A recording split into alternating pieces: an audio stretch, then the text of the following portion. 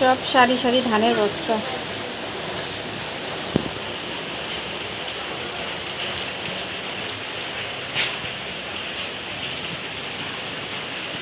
প্রচুর পরিমাণে বৃষ্টি হচ্ছে।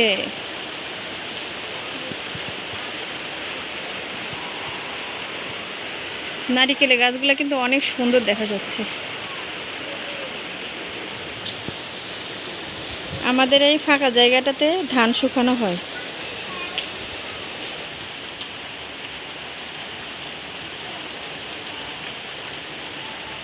সব ধান শুকায় এখান দিয়ে রেখে দিয়েছে।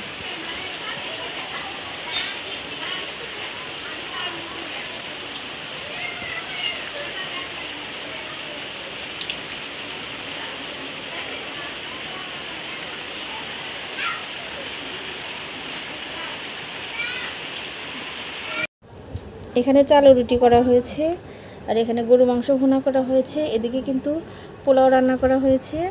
এখানে রয়েছে বড় মাছের তরকারি। এটা আজকে আমাদের রাতের খাবার।